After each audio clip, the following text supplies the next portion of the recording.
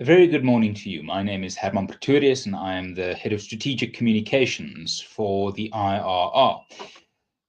Economic growth isn't something that lives in the realms of mysticism or magic. It is something that can either be achieved or not achieved, and the reasons for it being achieved or not achieved are surprisingly well understood, even though they aren't made manifest and real in South Africa to the extent that South Africans need and really desire them to be. The Institute of Race Relations last year started publishing what we call the Blueprint for Growth series of papers, 8 papers published every year with updated information on how to demystify and make practical and real the challenge of economic growth. Economic growth, after all, is that thing which unlocks upward social mobility or just a better quality of life. A rising tide, after all, lifts all boats. We've already published the 2025 edition of our Case for Growth, the first paper in the series, titled Arming South Africa's Pro-Growth Forces, which essentially makes the case for why economic growth is important. We now move into what we could consider the evidentiary phase of looking at particular levers that the government and the country at large can rely on, can pull, can manipulate to effect economic growth. And of course, tax policy, fiscal policy, and the implications of policies like BEE all play into that. Our guest today is Gabriel Crouse, a fellow of the IRR and director of IRR Legal, the author of the paper we are launching today. Without further ado, I will let Gabriel take us into the depth and the substance of his research and take the argument for growth in South Africa further, a step closer to living free in a prosperous country. I thank you for joining us today. A few points logistically. Gabriel will take us through his presentation, after which I will come back in to chair the Q&A session. Please use the comment section to send through your questions to Gabriel. We see them, and at the end of the presentation, I will get to as many questions as possible to make sure that we get the argument for why growth matters and how to achieve it out there. I thank you for joining us. Gabriel, over to you. Thank you, Hermann. We have a very simple pair of recommendations to consider today. Cut value-added tax and cut BEE premiums in procurement. We make this call the day before the budget speech. We have made written representations to Treasury. We have had meetings with Treasury representatives, and we have relayed this information to those who directly have the ability to make these calls into a reality. I don't think the prospects are great for these calls being adhered to this time, but it's important to air the arguments. These, I think, are very valuable ideas, or maybe not, but you be the judge. There is a simple agenda, 6 points. The first point is South Africa is in an ideological bind. Some evidence will be given to support that view. And the bind is breakable. I think that people get despondent and gloomy because they see poor results year in and year out. But not everything's been tried. So we're trying something a bit different here. And we believe that there's a way of looking at this issue that allows both left-wingers and right-wingers who have very different ideological commitments in the background to find common ground and go forward together in a new direction that really works. Step 2 will be to be looking at the data on value for money, the the principle that gets us through the ideological bind is to focus on value for money. And the data is going to show that South Africa has been getting the opposite of value for money. We've been paying more taxes and getting less good outcomes. And I think that's like something that people probably feel is true, but it's nice to have some data to check. Really, is it true? Popularity of tax cuts. We're recommending to cut VAT. It's one of the taxes. Tax rates have never really been cut in South Africa, so you might think it's not popular, but we're going to show you evidence that it's the most popular option, actually, which I think is very important to note. Then we're going to discuss why cut VAT. If you can gain some efficiency, why not use that to cut another tax? Capital gains, corporate income tax. What about just leaving the tax rate as it is and cutting debt? We'll discuss that. We think that VAT is really the way to go, and we think it's an important debate. Others, reasonable people, have different ideas. Then we'll look at the Zondo dividend. This is pivoting to the second bit, cut BEE premiums. We'll go back to the Zondo report and identify the estimate for BEE premiums, the amount of money that could be saved if we just got value for money in public procurement. About R1 trillion, well over R1 trillion now goes into public procurement. And then finally, we'll look at the popularity of cutting BEE premiums. Again, I think that I've debated this issue for years now, both making representations to Parliament, on the internet, radio, TV, and often people who defend BEE say that they represent the voice of the people, the wants of the people, of at least most people. And we're gonna test that by looking at some data, and I think that the answers really support our call to cut VAT and cut BEE premiums, and do that in order to unlock the value for money thinking that is in most South Africans' brains, who really want to make every cent go as far as it can. Okay, first step, value for money transcends ideology. It's a simple claim, and there's a simple table to reflect that claim. We call this the Fukuyama matrix, in tribute to Francis Fukuyama, one of the two most world-respected socioeconomic analysts to have visited South Africa in the last decade. He came here in 2019, gave a talk, and he basically said, there's in the Cold War, there were these left-wingers who just wanted to make the government bigger no matter what, and these right-wingers who just wanted to make the government smaller no matter what. A very kind of cartoonish picture of the 80s, Maggie Thatcher and Ronald Reagan on the right, cutting red tape, cutting taxes, and the governments that they were reacting to in their own countries and around the world that wanted to grow, and particularly after the fall of the Soviet Union, a lot of growth in governments on the left. How does that land on this table? Well, on this table, we represent a very simple idea. Let's think about the government just like everything else. Buying a house, buying a car. You could get a better house, a better car, and it could cost more or it could cost less. So if you look at the green, great option, that's where you get more effective government, and it costs you less.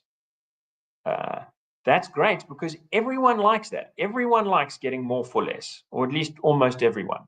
And we don't just mean more in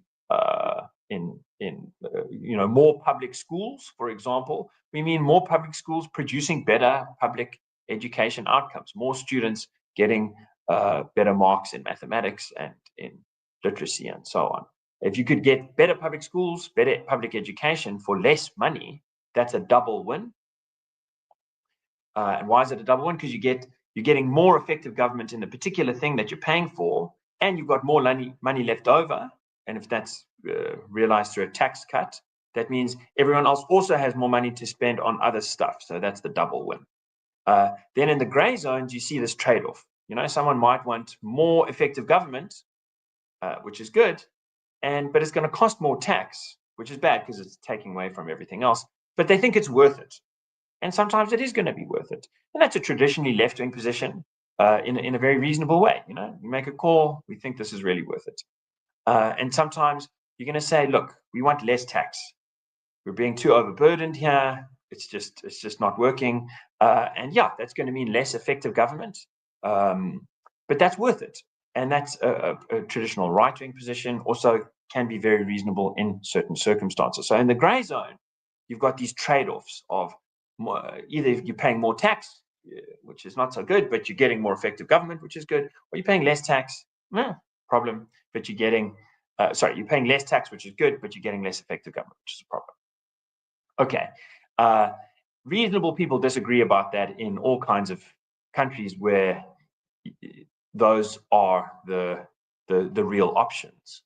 You can't really get the green option. That's kind of impossible in most cases. So you've got to go for one of these trade-offs. Then there's this really bad red option where it's a double loss, that you're getting less effective government and you're spending more tax. Okay, and everyone should agree that that's bad. Left-wingers should agree that that is bad, and right-wingers should agree that it's bad. You're getting a double loss, you're reducing in a particular spending target, and there's less money left over after the spending to do other stuff. And we think that if you find yourself in that red corner, you should be able to transcend ideology and go for something different. Because no one can actually, with a straight face, say it's better to get less while spending more. This is a kind of compass, a way of thinking about it that Fukuyama put forward. We've got we call this the tax value for money compass. It's got 4 directions there. So just to orient you, on the x-axis at the bottom, we've got government expenses over GDP. So that's how much is the government spending out of the whole economy, going from 0 to 100. 0, there'd be no government spending at all. 100 would be like a full communist society where the government spends all the money. And then on the y-axis, going up and down, you've got government capacity. How good is the government at really spending the money that it's got? And the numbers there, 1 to 1, we've drawn this ratio line. It's just arbitrary for illustrative purposes. And the idea there is, sort of if you're below that line, you're in this red zone where you're spending more and getting less. And you want to get into the green zone. And that compass sort of points in 4 directions. The one is trim, reducing tax, improving manageability of government spending. Tread, you're going reduction in tax, but effectiveness is also decreasing. So, it's bad that the government's getting less effective, but it's good that taxes are going down. That's the sort of traditional right-wing position. Then TIIM, team, tax is increasing and government capacity is also improving, improved manageability. So that's the traditional left-wing position. You're happy for that trade-off. And then there's tide, tax increase, effectiveness decrease. And that's when you're going in the worst possible direction of paying more and getting less. So, the other 3 directions, all kind of debatable. Trim, definitely good. Tim and tread, that's a left-wing, right-wing kind of thing. We don't want to get into that. We don't think it's really relevant. Tide is South Africa's situation, going down to the bottom right there. And here's the data to show that. So on government effectiveness, we use a very long-standing data source. It's Perception. It's published by the World Bank. It's the Worldwide Governance Index.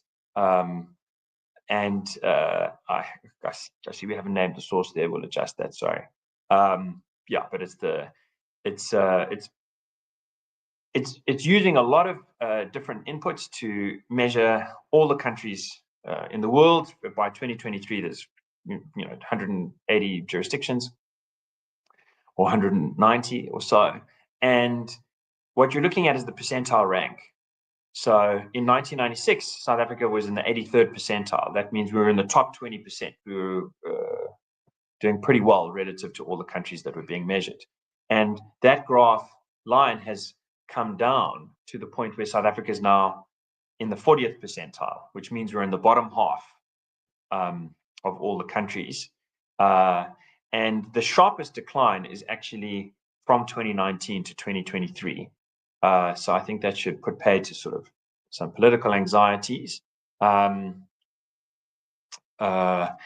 The overall decline is a 51% drop, and it's amazing. The half of that drop, as I said, occurred after 2019, really rapid deterioration in governance. I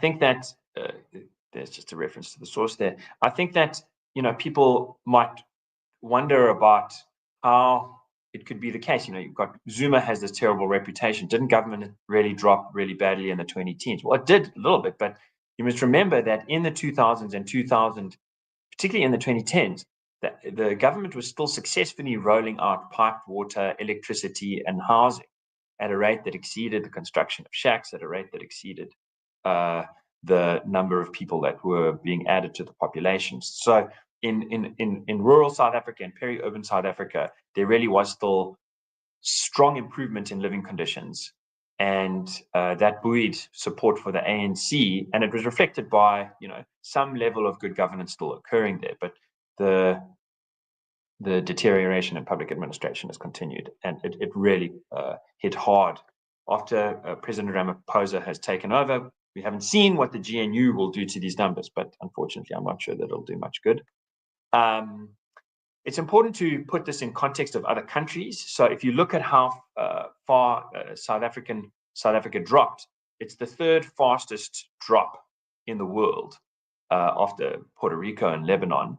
And it's important to know Puerto Rico is sort of like a colony of the US. It's not really an independent sovereign country. It's also not a state. It's a pretty confusing jurisdiction, which explains partly how it can have such a radical decrease in government effectiveness. Lebanon has been repeatedly invaded. It's not a country that's been solidly at peace. Its election system is very flawed. So if you look at peaceful sovereign democracy, South Africa's had the fastest drop, and that's the second bullet point there. And I think that the third point we make is if you see such a drop, it really means you're not just looking at one thing. There's a kind of system-wide failure here, and that should get us to be thinking out of the box. So that's the decrease in government effectiveness. Now let's look at that's the getting less effective government. What about paying more? Well, we see here a revenue over GDP. These numbers come from the South African Reserve Bank. And you see that it's increased from about just under 20% of GDP to just under 25% of GDP. That might not seem like a lot, but it means, the government's going from extracting a fifth of all economic activity as taxes, effectively. Revenue is almost all taxes, to a quarter. And that shift from a fifth to a quarter is actually a very substantial shift on the margins. And we'll get into comparing that to other countries. So using IMF data, they count slightly differently.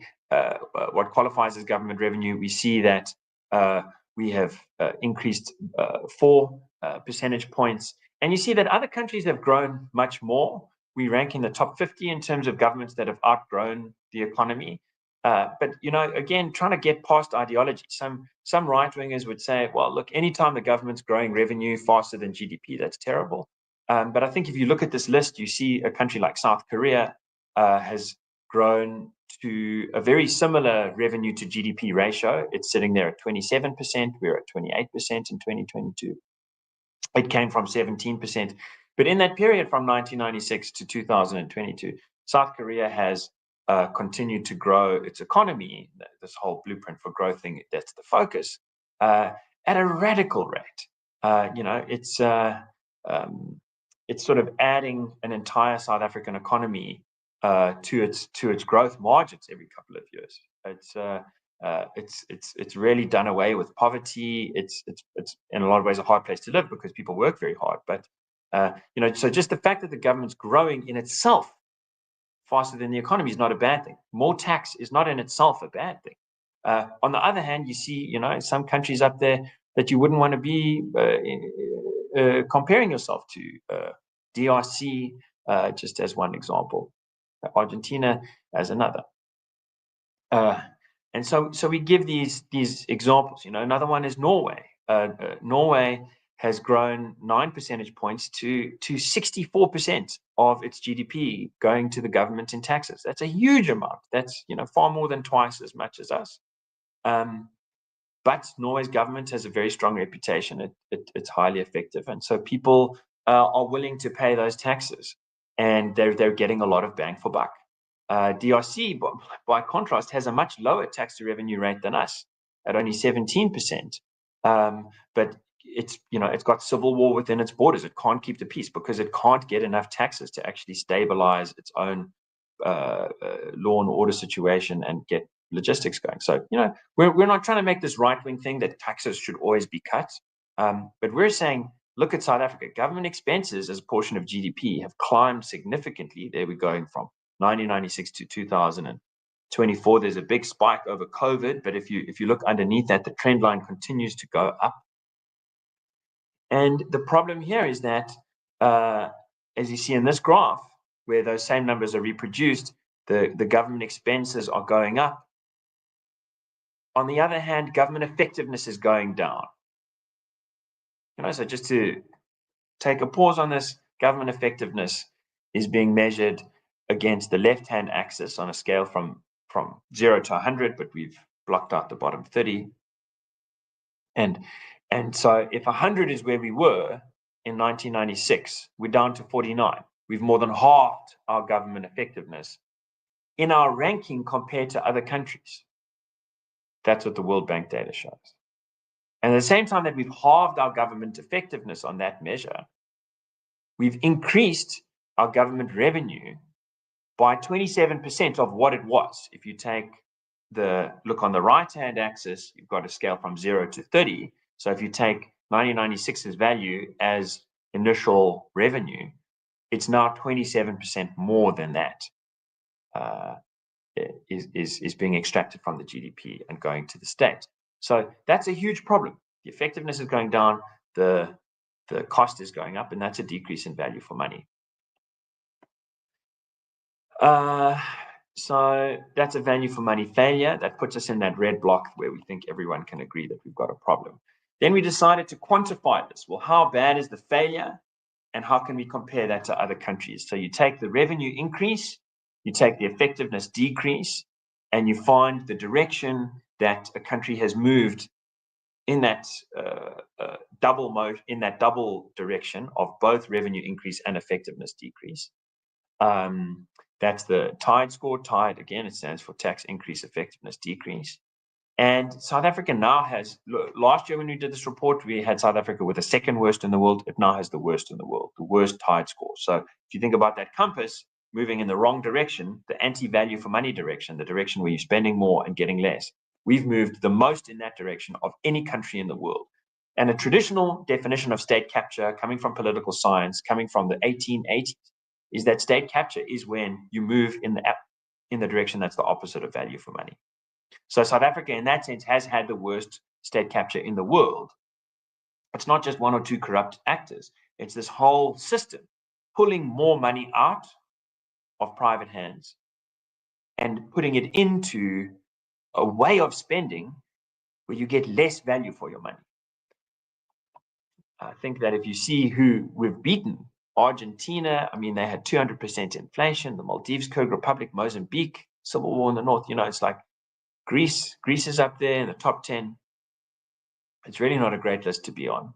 It's covering all continents or most continents. And we're right at the top there.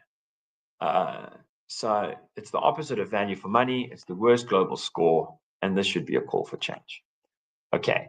Then you might think, okay, this is the value for money index, the TIDE scores. That's novel. That's coming from the Institute of Race Relations. What about more traditional ways of measuring it? Well, we've got the fiscal multiplier, and the fiscal multiplier is a measure coming from economists of the government spending on the margin. So not the first rand that the government spends, but the last, million rand or billion rand that the government spends, or the next billion rand that the government spends. What is that going to add? And if you've got a fiscal multiplier of 1, it means if the government spends another billion, it's going to add $1 billion to GDP. If you've got a fiscal multiplier of 1.5, it means if the government spends $1 billion, it's going to get $1.5 billion worth of growth. And that's the kind of thing that we're seeing still in 2010. And that's the developmental state model, where, the government's building a train track and stations, or it's building a dam, and it's not just getting return on investment equal to the initial output, it's getting more return on investment than it put in, because it's invested smart. That's how investment is supposed to work. But we see this paper, which we discussed last year, which was initially published as a working paper by the South African Reserve Bank, and then was peer-reviewed and published in the South African Journal of Economic Management. The fiscal multiplier went from above 1, which is really good, to below 1, which is not so good. That means you're spending a rand, you're only getting 80 cents worth of growth. That means you've just sort of wasted 20, 25 cents worth of growth. And then amazingly, by 2015, it goes negative. And that literally means the last billion rand produced no growth. It produced negative growth. It would have been better, according to this data in 2018, for the government to print money and set it on fire than to try and spend it the way it was spending it. It's an astonishing result. It's very rare. You can check out fiscal multiplier research internationally. It's very rare that you find, using the methodology that they used, negative fiscal multipliers. Slightly return to positive, but at the 2019 level, the fiscal multiplier of 0.1, that means you're spending a rand, you're getting 10 cents worth of value. That means you've wasted 90 cents. If you'd left it in private hands, you could have expected, if it was just a 1-to-1 private multiplier, that you've wasted 90 cents. But if your private actors are spending in such a fashion that they add growth, which is what private role players usually do, then you're wasting even more than 90 cents. So that's a big problem. Another study from 2013, published by the United Nations University, also found a negative impact, a negative multiplier for a long period. We've just reproduced their graph here, the Hollander, Durant, Hollander, and Van Lille. And you see there, they find the multiplier. The black line is the median estimate. These are economic estimates, so there's confidence intervals. And they point out that the confidence intervals really shrink around 2008, 2009. So before that, it might have been positive. The median estimate is negative, but it might have been positive. But after that, it's almost certainly negative, and it's way below 1. It's a really astonishingly negative result. So this is what does GDP do? The more government consumes, the more GDP shrinks. It's the opposite of growth when the government consumes on the margins. So that should make us want tax cuts. You might think, okay, but tax cuts are not popular. Well, they are popular. Afrobarometer, very much not a right-wing think tank, asked the question, and a majority of South Africans, 48%, answered that tax cuts are too high. And that of the options that were given, that was the most. That was the plurality. Then there was a question on what about taxes on the rich? And maybe people think taxes on the poor are too high, but taxes on the rich are too low. Well, 44% said that taxes on the rich were too high, and only 34% thought that they were taxed too little. So, I think that's a very strong indication. If almost half of people and the plurality think that the rich are being taxed too much, that's a rare finding around the world. It's an indication that something really is going wrong with our tax system. Now, in that same survey, 53% people said taxes could be higher if the results were better service delivery, but that was only if. So if you look at the ratio that said taxes are too high, I think it strongly indicates that people sort of accept the basic premise of the Fukuyama framework. If you were in a different country like Norway or Japan, maybe a tax hike could be good if that was really going to lead to better service delivery. But in our context, the plurality said taxes are too high. And there's similar results coming from the Social Research Foundation. They actually find a much stronger preference for tax cuts. They asked people, do you think the GNU should be going about looking to cut taxes? And they found quite a strong majority of all respondents and a black respondent said yes. And so we think this is driven by the value for money concern. We don't think this is an ideological thing. We think just people realize they're not getting value for money. And so they want to cut back. If they're getting less effective government, they want to spend less I think that's sort of sums up the public sentiment point there. But we say that there's great political dysfunction. We surveyed all of the manifestos issued last year, and not a single party made a serious proposal for tax cuts. So that shows how badly off our democracy is. 44% of people are saying taxes on the rich are too high. We're not calling for a reduction in tax on the rich. We're calling for a reduction in VAT. So we're not even going that far. But no one is going, there's 44%. There's a huge political opportunity there. And somehow none of the political parties in this whole country that are represented in parliament took that opportunity. All of them either argue for keeping taxes as they are or for increasing taxes. You might say the DA has proposed 0 rating on VAT, adding bone-in chicken and 1 or 2 other products to the list of things that are VAT exempt, which is a kind of tax cut. But if you look at the overall revenue effect, this is a fraction of a percent on the margins. It's not really a very substantial thing. We're proposing a tax cut on all VAT, and according to the Davis report, the poorest half of South Africans spend more than 80% of their money on non-VAT exempted items, and the kinds of items that the DA was recommending to VAT exempt wouldn't change that very much. They'd still be spending most of their money on non-VAT exempted items. So, the DA is really tinkering on the edges here. And the Davis report said it's not really effective to add to the 0 rating, because what happens is businesses see, this is 0 rated, so we won't have to pay VAT on it. So why don't we redefine ourselves to kind of squeeze in there, jump through the loopholes? So you get more and more lawyers and accountants and clever people trying to game the system the more you add to 0 rating. And that adds to more costs for SARS to go and double check what's going on in these 0 rating exemption applications. Davis report cautioned very strongly against this. So we think, the sentiment's there, but it's very much tinkering on the edges. It's not substantial. So in terms of public support for tax cuts, we've said it's the most popular option of the available options. So, on Afrobarometer, it's a plurality, it's not a majority. On SRF, it's a majority. That shows huge dissatisfaction that's not being taken advantage of. And we think that's not just the people being unreasonable. We think it makes perfect sense that people want their taxes to be cut, because we've got the worst tax increase effectiveness decrease score in the world over the last 3 decades, roughly 29 years, showing a huge lack of value for money.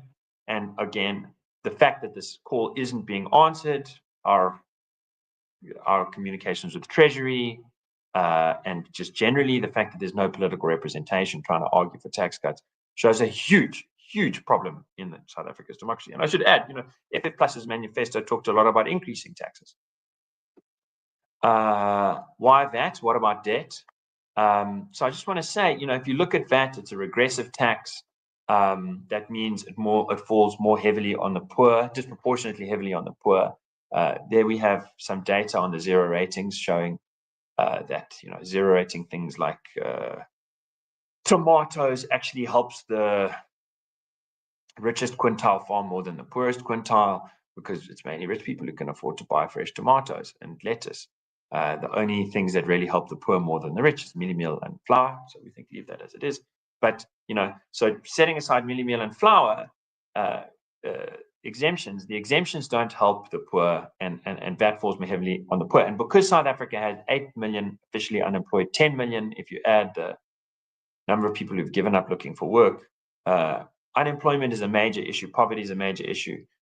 Cutting VAT by 100 billion rand, as we calculate, it's going to do direct poverty relief in a way that stimulates growth. We think that's important to try and get to, is one of the reasons. I've dealt with the misconception on 0 rating. So let's just look at how it would work if you had 100 billion VAT reduction, which means reducing it from 15% to 11.5%.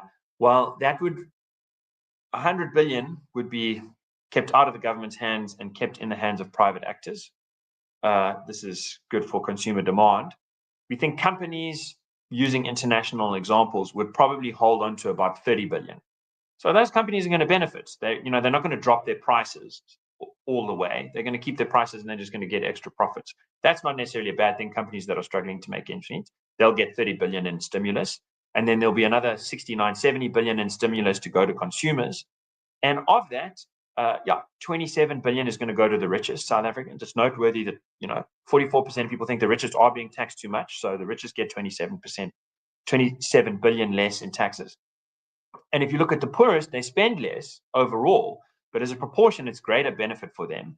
And if you add it all together, it's roughly, I can't remember off the top of my head, I'm doing the quick numbers, 30, 40, it's like 35 billion direct injection into the hands of the poorest 80% of South Africans, which is a significant amount. It might seem to you as if being able to buy something for a few rand less isn't that great, but for people who are trying to make every rand go as far as possible, that makes all the difference. And having that extra money around also means there's more consumer demand, there's more business for governments to chase. Now, international data shows that poorer people tend to have a higher marginal propensity to consume, which means there's a higher multiplier effect. So actually, a lot of the economic growth comes from those poorer people having more money to spend and businesses chasing after that money. That stimulates growth directly while alleviating poverty directly. So that's why we think you should go for VAT rather than cutting other taxes. And then why cut VAT instead of cutting debt? Just very briefly, I think a lot of sort of fiscal conservatives in South Africa are preoccupied with the debt. And a lot of the talk coming into the budget is like, well, how do we make sure we keep the debt stable? We think you should keep this debt stable. You shouldn't cut that by increasing the debt. But if you can gain an efficiency, which we will argue you can do from BEE, we think that you should rather put that into paying for a tax cut rather than paying for a debt cut. And we think that's because if you pay for a debt cut, you will increase unemployment. You will decrease consumer demand, and so you will increase unemployment. Fiscal austerity is something that makes sense in Argentina because their biggest problem is inflation. Inflation was 200% in Argentina. Unemployment was less than 5%. Tiny unemployment problem, big inflation problem. So what do? Javier Milei comes in, the darling of South Africa's right, and he cuts the debt, cuts expenditure, and uses that to cut the debt. And what does that do? It increases unemployment. It decreases consumer demand. It decreases GDP. Those are all bad things, but it improves the inflation situation. And that's their biggest problem. So it's bitter medicine, but it goes for the right disease. In South Africa, inflation is not the big problem. People who complain about inflation here, it sometimes sounds a bit American or Argentinian to me. Our inflation is CPI is 3% at the last count. I'm not saying it's nothing. I'm not saying it's good enough. But unemployment is by far our biggest problem. 8 to 10 million, most young people unemployed. That is our astonishing problem. And if you cut the debt, you will increase unemployment. So cutting the debt's not the right option. Cutting tax in this context is the right option because that stimulates growth. And growth is what we need to grow jobs. Okay, BEE premiums. Wrap this up in 4 minutes.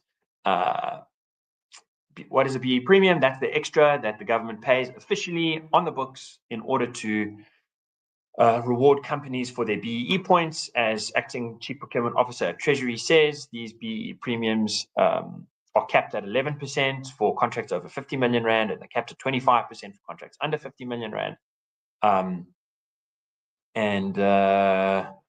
That's under the old system. Under the new system, the caps have been removed to allow even more BEE premiums to be spent. This is pretty amazing to us. I think it's a terrible idea.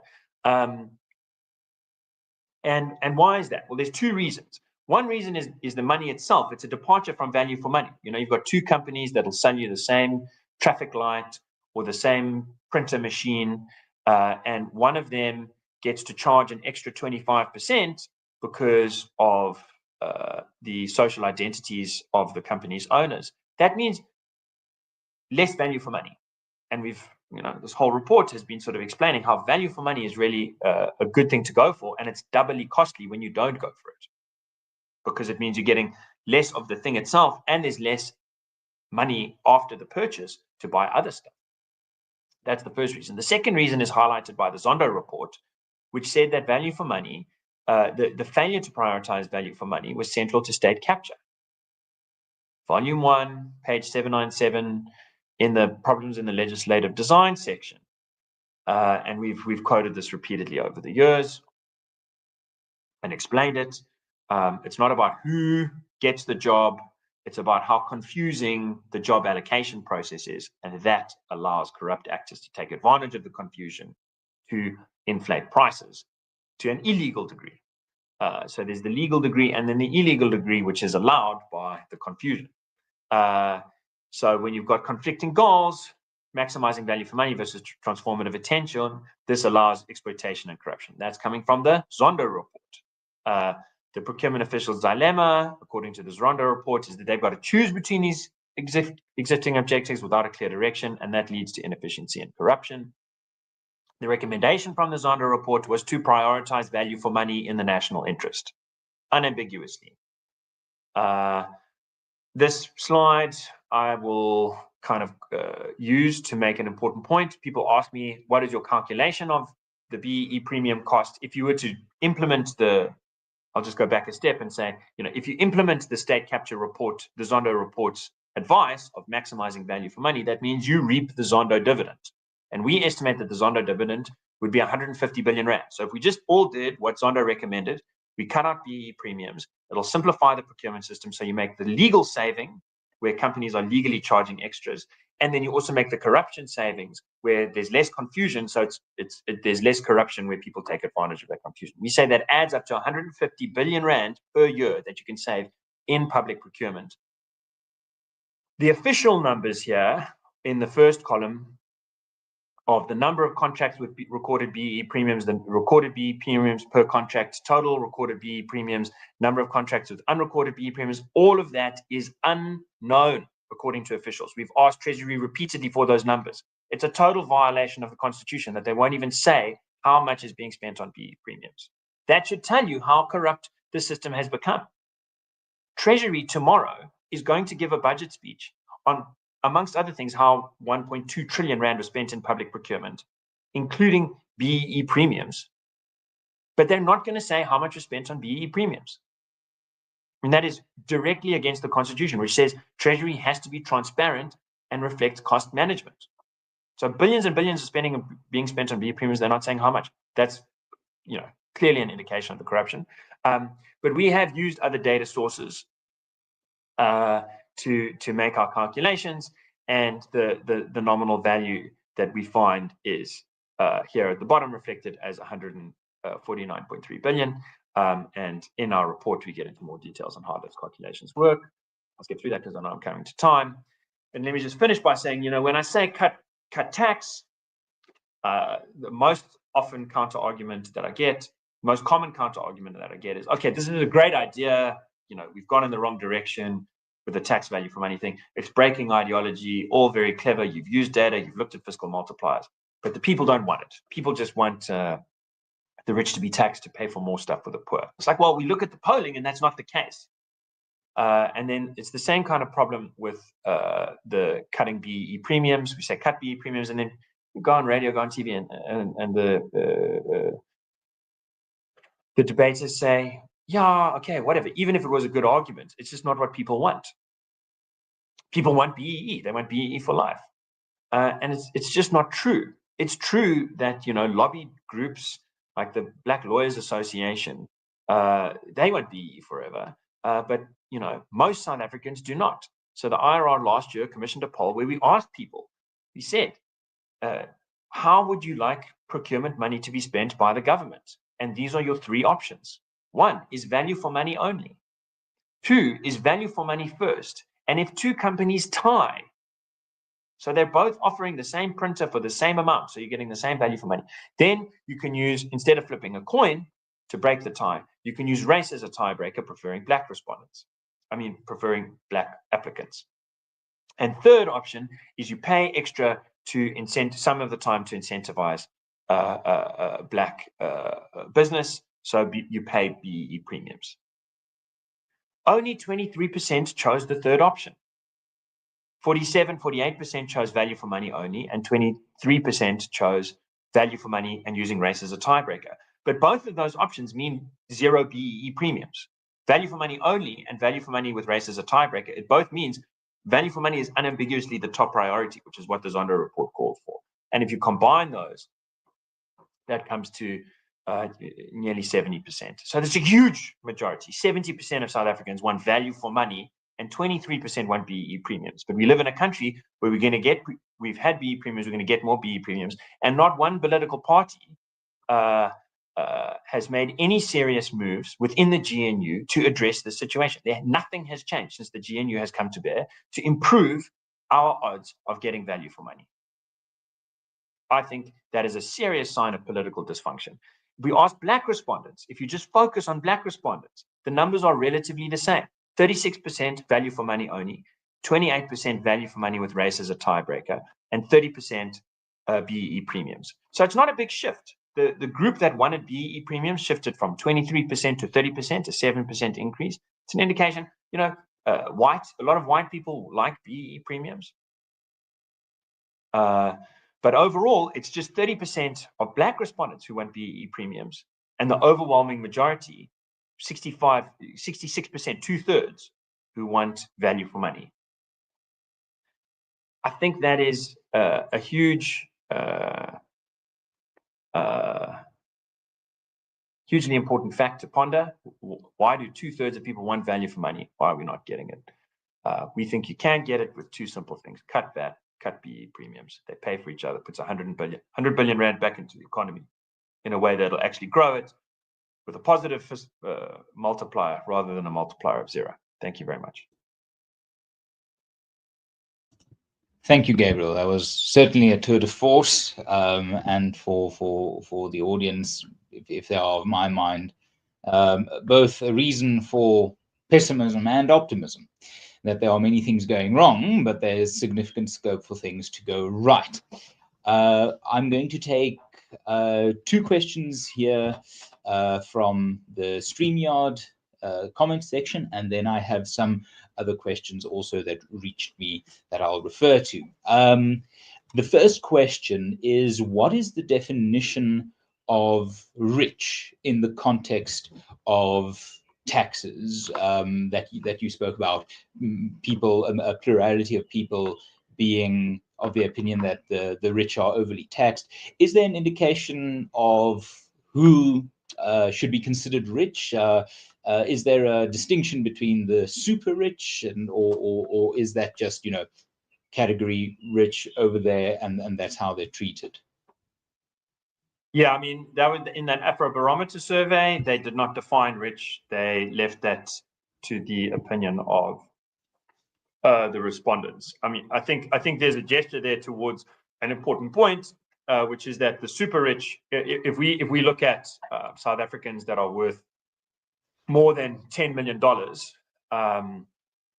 the evidence isn't great, but from sort of consulting firms like New World Wealth, it does seem like there has been great success in offshoring money in ways that maximize tax avoidance in a legal sense.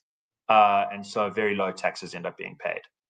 So I don't think people were thinking about that group. I think they were thinking about, middle-class families that can afford their kids to go to private schools and can afford private healthcare, but don't have a holiday home in San Moritz. Then the next question, has the government indicated an expiry date for BEE and race-based policies? Then the questioner adds, since adding a new 3% BEE tax, do you think there's any reason to conclude that they'll ever let race go, this government? Yeah, the government has been very clear about what the expiry date is. When Jesus comes, I believe, is never in secular terms and in religious terms at the apocalypse. This is a very unfortunate fact. It's a fact that, I read in a newspaper the other day that Julius Malema's children just finished their private school education at a very expensive institution in Johannesburg. I went to a private school with President Ramaphosa's one of his children. He could afford to buy the school, and yet his child is defined as disadvantaged in the BEE system.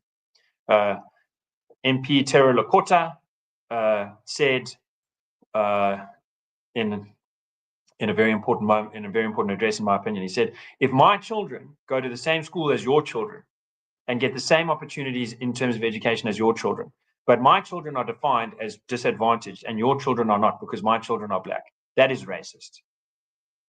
I think this is one of the reasons that he could not abide by the ANC. The ANC has not budged 1 inch. In fact, they have budged an inch in the direction of further BEE, treating the sons of millionaires and billionaires even more as if they're disadvantaged.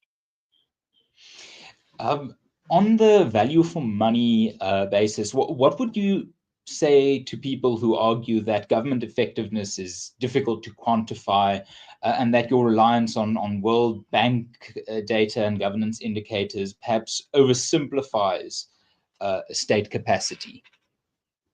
So we also looked at the Mo Ibrahim Index in our report, which is Africa-centric and has a breakdown of about 36 characteristics. And we make some arguments that if you do drill down further, you're seeing the same pattern. The Mo Ibrahim Index is also interesting because it really only starts in 2013. So I think that where the World Bank data, to me, is the most dubious is around the 90s. That decline around the 90s is hard to quantify because you've got a regime change. You've got a transition from a non-representative, white oppressive system to an all-race democracy. And so in some sense, you've got a redistribution of service delivery. You really do have this thing in the 90s and 2000s of like, okay, less lawns are being cut on the curbs in Sandton, but 15 million people are getting piped water, electricity, and brick houses in rural and peri-urban South Africa. And that's a massive change. And calling that a decline in government effectiveness, I think, is probably partly to do with static data quantifiers in a very dynamic and fluid situation, and the one not keeping up with the other. But I think by the time you get to the 2010s, South Africa's new system has stabilized to an extent that you really can say year on year, have things improved or disimproved? And so that's why we like the percentile ranking index, because it's measuring yourself against yourself. Have you improved or disimproved on the things? And then other countries measured against themselves. And then how does that tally up in terms of the overall rankings? And where you have marginal changes, maybe you can quibble about the data, but where you have the fastest drop of any peaceful democracy in the world, I think the result is overwhelming. And if you look on the Ibrahim Index, we've got the fastest drop on 2 of the key indicators there too. So we think it lines up. And lastly, Herman, let me just say, ask someone, last time I went to Johannesburg, the last 2-3 times I went for business trips, I could not have one shower because I was working all day, short business trips, 14-hour days, and there's no water on at night. This is in the richest city in Africa. It's not really rocket science. This World Bank stuff might make it sound like it's quite fancy. I think South Africans know governance has dropped extraordinarily. I think that's a very fair point. Certainly difficult to argue with. Next question from the comments. Is it your opinion that cutting BEE premiums and VAT will stimulate enough economic growth to bring down the debt to GDP ratio and hence the proportion we pay on debt servicing? And yes, is there a time frame on this? So, well, it depends on it depends on how far you want to bring down the debt to GDP ratio in order to get the time frame question. We get into a little bit more detail in this report, and last year we got into quite a lot of detail in this. The basic way to think about it is this: if the fiscal multiplier on the last 100 billion rand in South Africa is close to zero. To make it simple, let's just say it's zero. But the fiscal multiplier on that 100 billion, if it was in private hands, is 1.2. That means you're adding 20 billion in growth in a year, okay? And if you think about how large South Africa's GDP is, You might think, okay, depending on how you count it, 7 trillion, 7.5 trillion, like 20 billion, it's not that much. Well, it's significant. Furthermore, if you look at the real marginal percent propensity to consume data on lowest income South Africans, the bottom 40 billion of that back stimulus could easily have a multiplier of 2, because you've got people who have essential needs that need to be covered. Let me put it to you like this, Hermann. I know someone personally living in Soweto who interned for the Institute at some stage, who couldn't afford the taxi fare to get a job, right? So he's got enough money to get calories to survive and, to stay clothed, but he doesn't quite have enough money to become productive. If you add 200 Rand to his monthly budget, the multiplier on that extra 200 Rand is 4,000 Rand out of the gate. So there really is a huge advantage to finding, and the fact that South Africa has this huge underclass of people who have had jobs but don't have jobs right now, and people who've come out of school and never had jobs and are primed to work but aren't doing so, means that there's a massive potential of underutilized. It's going to be low cost labor. It's not going to be people. I think sometimes we get like very 5IG. We're going to have people building Teslas in townships. We have to be realistic. But if you're multiplying an extra couple of 100 Rand, and out of that you're getting an extra couple of 1,000 Rand, that's a very important sort of bit of alpha in terms of policy to chase after. And the numbers back that up from international sources that you can have a multiplier of 2 coming out of that. So we think that it would be enough to generate a significant economic return. I'll just say one final thing. So in this presentation, I focus on the 100 billion VAT cut. We think the Zondo cut is really going to give you 150 billion. So that extra 50 is because we say first cut it by a little bit, because you don't want to overdo it. See if something's gone wrong. If you've got the extra 50, you can either use that to bring that down further to 10%, or to cut the fuel levy, which also has a huge multiplier, because fuel is about transport, which impacts the price of all goods and services and all job seeking and job holding opportunities.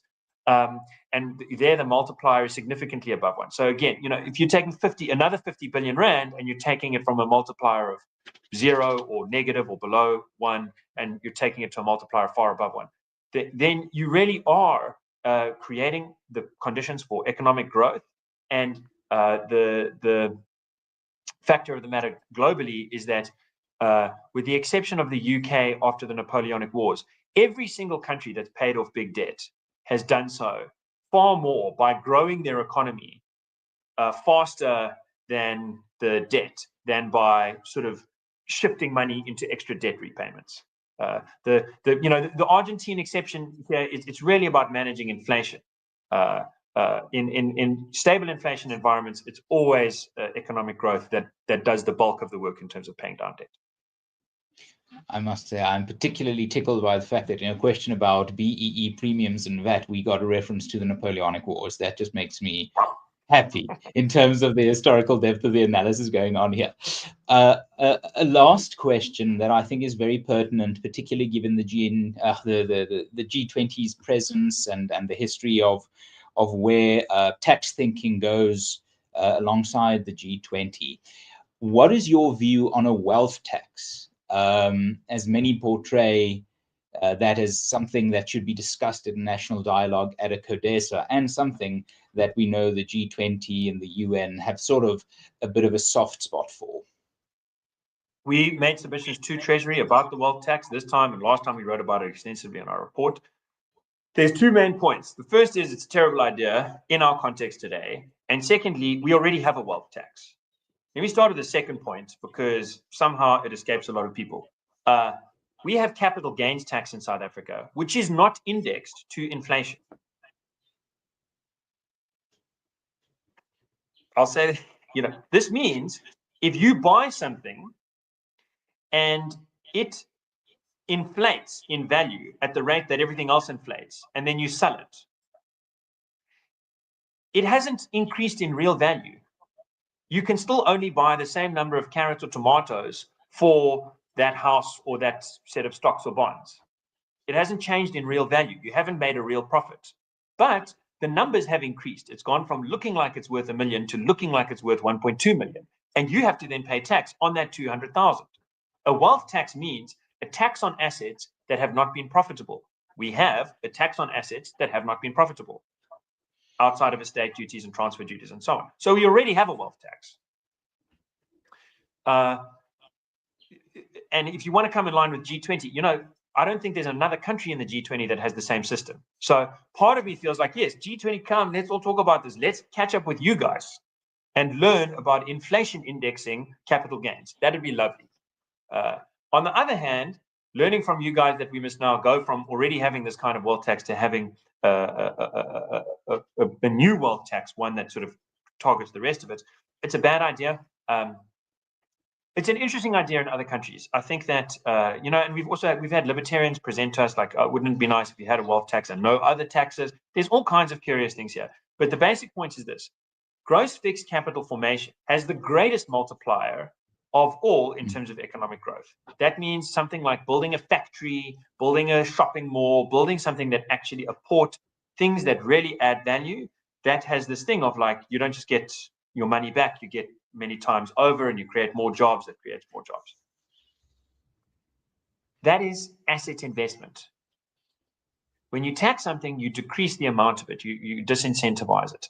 So taxing wealth means taxing literally the thing that we need the most. And if you look at how much gross fixed capital formation we have as a proportion of GDP, it's less than half of what the target was set by the ANC over a decade ago. We have a practically zero private savings rate over the last 15 years in South Africa. We have so corporate savings, setting aside, distinguishing private between corporate and household savings for the last 10, 12 years is basically zero. In that context, creating a wealth tax is like putting a gun in your ear hole and pulling the trigger. If you're trying to blow the brains out of your economy, it's really not a good idea. We strongly disencourage it, and we're eager to debate any of its proponents. So far, none of them have had the courage to meet the challenge.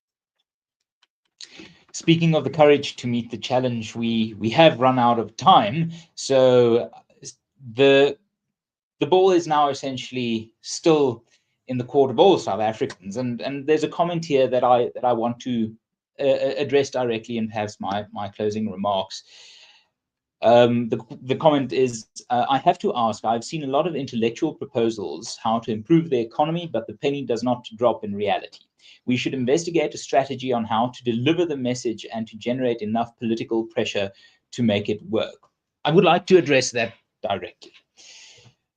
The Institute of Race Relations is 95 years old this year, and we've operated for quite a while on this idea of battle of ideas theory. And that is basically, it comes down to societies go through changes. They go through periods of stability, and then they go through periods of change. And those changes quite often are relatively chaotic because certainties are wiped out, firm assumptions are now flexible. And the battle of ideas theory operates on the idea that during the periods of stability, the person, the entity, the school of thought who injects the most of its thinking into the bloodstream of society gets to be the most influential when those moments of liquidity of change really comes in society, going from one chapter to another. And we have seen some success in that. Of course, we've seen many failures, but we don't do this job because we have a guarantee of success. And South Africans believe in what SA can be, not because there's a guarantee of success, but because there's a hope and a real possibility of success. If there's one thing we have to take from, I think, Gabriel's work this morning, it is the fact that all hope is not lost, that this is a country worth fighting for, that there are solutions on the table, but that perhaps not enough people are at the table. So when it comes to what do we do, I think we should understand that political parties are like organisms that want to survive, and voters really have the command in that situation. I urge you, whether you're an ANC, EFF, DA, IFP, ACDP, Freedom Front Plus, PA voter, get in contact with the party you support and ask them why they are not for value for money spending. Ask them why they don't take seriously this idea of cutting BEE premiums, cutting VAT, making South Africa fiscally more stable and a place where quality of life can genuinely improve. We can't expect to go directly to all the decision makers. Sadly, I think if we look at the inequality in our country, many of our decision makers are insulated from the pressures that would ideally bring them to the table. That's really up to us. So at the IRR, we will keep doing what we've been doing. We will keep putting the ideas out there that can have tangible benefits, that can have real results. We will keep pushing the language of prosperity and liberty, but we need your help. We need you to become a friend of the IRR. We need you to take our content and share it. We need you to action on the ideas you hear and to go to your political party, to write to members of parliament, to go to the businesses you support, the organizations you support, and ask them, why haven't you joined the pro-growth coalition with these ideas presented in the Blueprint for Growth series of the IRR? We are only as impactful as people think we are, and we are only as impactful as you allow us to be. Gabriel's work was made possible by support for the Institute and his correspondence over years with the Treasury to get some of these figures is only possible because of the support you've given us. So don't lose hope. Support organizations like the Institute, but take our ideas, become the amplifiers, become the second-hand salesmen of what we are trying to do here.